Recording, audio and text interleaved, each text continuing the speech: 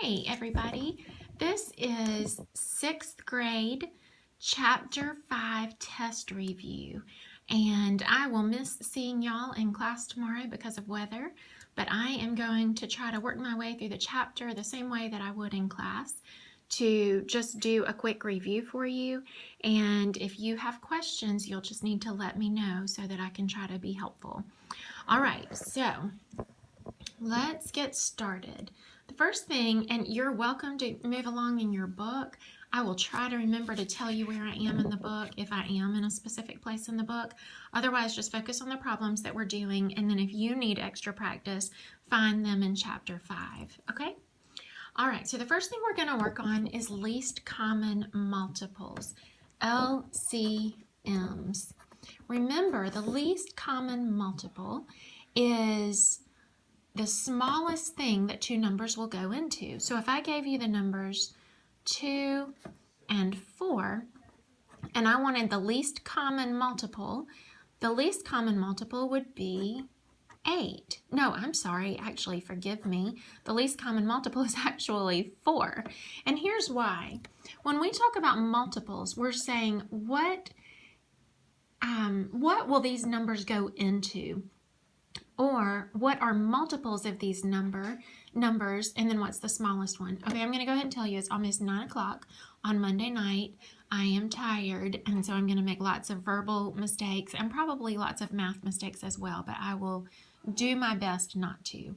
So let's look at this. If I wanted to find the multiples of 2, what I would say is, what's 2 times 1? 2. What's 2 times 2? 4. What's 2 times 3, 6, what's 2 times 4, 8, etc. And then I would do the same thing with the 4. What's 4 times 1? 4. What's 4 times 2? 8. What's 4 times 3? 12. What's 4 times 4? 16. I would keep going as far as I needed. But what I see is that the lowest or least common multiple, these are multiples of 2 because 2 multiplied by something to get them. These are multiples of 4 because 4 multiplied by something to get them. The least common, or the first one we come to, is the 4. All right, let's do another one, but I'm just going to be doing it in my head instead of showing all the work. The least common multiple of 5 and 10. Well, another way to do this, what I find to be the easiest way, if I can't do it in my head, would be to take the biggest number and count by it until I come to something that the 5 also goes into.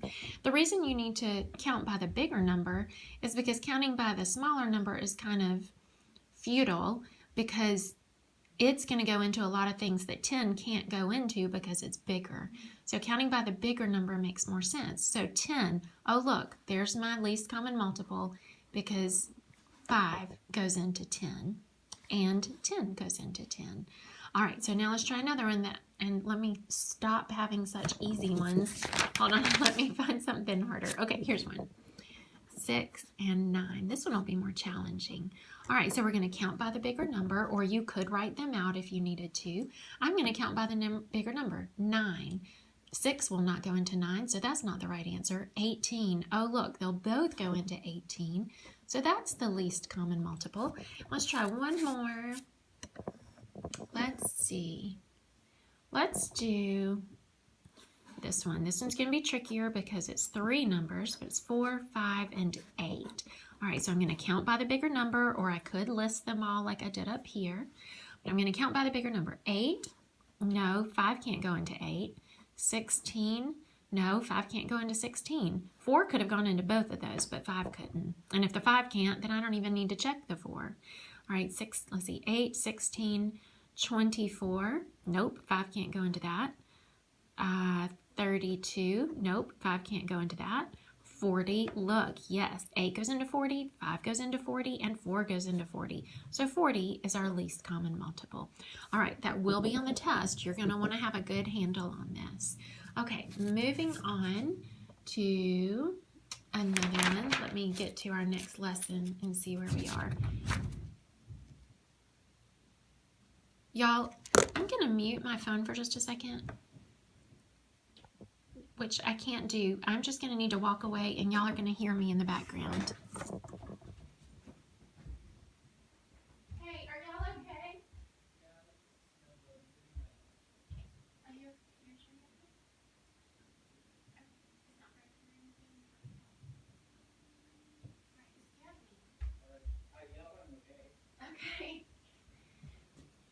Y'all, I am so sorry. There was a super loud noise upstairs that I needed to check on. And it was going to be very complicated to stop the video and start again. So I apologize. Thank you for bearing with me on that. All right, so now I am moving to lesson 5-2 to see what we want to look at there. 5-1 was where I was finding least common multiple stuff. Okay, so now we're going to look at adding and subtracting with unlike denominators. So let's do a couple of those. Remember, if we want to add and subtract fractions, we absolutely must have common denominators. That's our first step. And as you can see, we do not. So I'm going to say, okay, what would be a good common denominator? Well, that's where our least common multiples come in. Our least common multiple is a great way to find our denominator. Another way, which will work in this case and also still be the least common multiple, is to multiply these two numbers together. But sometimes that's not going to be the least common multiple, it's just going to be a multiple. But either way works. In one situation, you're just going to have to do more reducing at the end of the problem. So I see that 15 is going to be the least common multiple here. So I'm going to change the denominator of both to 15. And then I'm going to say, how did I get from this denominator to this one, or from 3 to 15? I multiplied by 5. Whatever I did to the bottom, I must do to the top, so 1 times 5. Likewise, here, I said 5 times 3, so I'm going to say 1 times 3. And my new answer is going to be 8/15, which cannot be reduced, so we are good. All right, let's see. I'll look for one more. Let's try this one. Actually, I'm going to do two more. 9/10 minus 7/8. 9/10 minus 7/8. All right, in this case, I need a common denominator. And what I see is that I could multiply these together and my denominator be an 80. That's going to be some big numbers to work with, though, when I start multiplying those by an 8 and a 10. So I'm going to see if there's a smaller one. I'm going to count by my 10s until I come to something that the 8 will go into. So 10, no. 20, no. 30, no. 40, yes. 8 goes into 40, just like 10 does. So that's going to be a little easier to work with than the 80, but the 80 would have still been correct. Okay, I'm going to say, how did I get from 10 to 40? I multiplied it by 4, so 9 times 4 is 36. How did I get from 8 to 40? I multiplied it by 5. Whatever I do to the bottom, I must do to the top. 7 times 5 is 35. My answer is 1/40, no reducing. All right, last one. This one is an example that y'all are used to as far as working with problems of this kind, but I just want to remind you that sometimes we have that least common multiple as one of our denominators already. So in this case, our least common multiple, or our lowest common denominator, would be what we already have, and that's a 12, because both of them go into 12. 12 goes into 12 once, 6 goes into 12 twice. So this fraction on the left is going to stay the same, and this one's going to become 2/12, and our answer is 7/12, which also does not reduce. Okay. Moving on, we're now moving to lesson 5-3.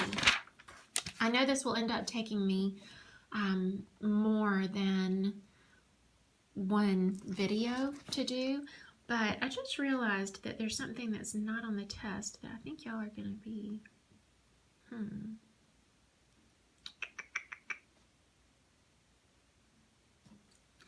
So I'm thinking, so on the test, there are questions that we could do more than one way.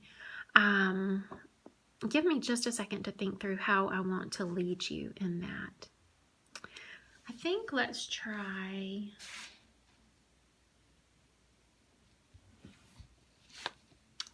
this. 8 minus 5 3/4. Okay, so here's what I'm thinking about. These are our working with mixed numbers and regrouping problems. But on your test, I'm going to let you do it however you want to. And that might be different than what I originally told you in the lesson. But when I went through the test, it didn't even occur to me to keep these as mixed numbers and borrow. I just changed everything to improper fractions. And I think I'm just going to let you do it however you want to. But I'm going to do this problem both ways. So if I wanted to do this, I cannot I can't subtract this from this 8 because I have to have a fraction here to subtract the 3/4 from. So I'm going to borrow from the 8. It's going to become a 7. My denominator over here is a 4, so this is going to become 7 4/4 minus 5 3/4. And that is going to equal 2. 7 minus 5 is 2 and 1/4. Okay, but now let's look at the other way to do this. That 8 could have just become an 8 over a 1. And then this I need to change to an improper fraction. 5 times 4 is 20, plus 3 is 23 over 4. Now I have to have a common denominator, so I'm going to work this way. I'm going to let 4 be my common denominator. And if a 4 is on the bottom here, I say, how did I get from 1 to 4? I multiplied by 4, so 8 times 4 is 32. 32 minus 23 equals 9 over 4. But now I've got to change that back to a mixed number, and that's going to be 2 1/4, just like this one. And you can completely choose which way you want to do it. This is what we did in this chapter, but this is what you're more used to mathematically, I think. Completely up to you, but because you have the option of just changing everything to improper fractions, I'm not going to spend any more time on this in the review tonight. Okay, so now I'm switching to lesson 5-4, solving fraction equations with addition and subtraction. This is the same thing. It's where you can either choose to work with the mixed numbers and borrow, or you can change everything to improper fractions. But it works the same as every equation that we've done all along. So let's just try one. X plus 6 2/3 equals 11. Okay, let's try this problem. So I naturally would have just chosen to change this to an improper fraction, and I would have said x plus 6 times 3 is 18, plus 2 is 20 over 3. Remember, we multiply in this direction, and then we add the top, and then we put it back over the same denominator. Equals, and I'm going to make this 11 over 1 because it needs to be an improper fraction too if I'm going to be able to work with them. So now to get x alone, I've just got to subtract 20 over 3 from both sides. And I'm going to have x equals 11 over 1 minus 20 over 3. Don't forget that's a 0. It looked like a 6. Okay, now I can't work with that because I don't have a common denominator, so I'm going to make my denominator a 3, and that's going to become 33 over 3 minus 20 over 3, which is going to become 13 over 3. Can't leave it as an improper fraction. We've got to change it back to a mixed number, and it becomes 4 1/3. Now, if I had wanted to do that same problem using my mixed numbers, I would have had to work a little differently. I would have said minus 6 2/3 without changing it to an improper fraction, and that would have left me here with x equals 11 minus 6 2/3. X equals, now can't subtract a fraction from a non-fraction, so I'm going to borrow from the 11. It's going to become a 10 3/3 minus 6 2/3 becomes 4. 10 minus 6 is 4 1/3. All right, 4 1/3. Oh my gosh, y'all couldn't even see what I was doing. I'm so sorry. All right, study that. 11 over 1 minus 20 over 3, 33. Oh, y'all ignore me. Okay, I told you I was going to make lots of mistakes. I'm so sorry. Let's revert to down here where we were actually doing this with the mixed numbers. All right, so we subtracted 6 2/3 from both sides. That left us with x equals 11 minus 6 2/3. Can't subtract a fraction from a non-fraction, so I borrowed from the 11. It became a 10 3/3 minus 6 2/3. 10 minus 6 was 4. 3/3 minus 2/3 was 1/3. Okay, I'm going to have to stop this video there because I am running out of time. But my next video will pick up. I'm so sorry about the doorbell. I'm going to pick up the next video at lesson 5-5.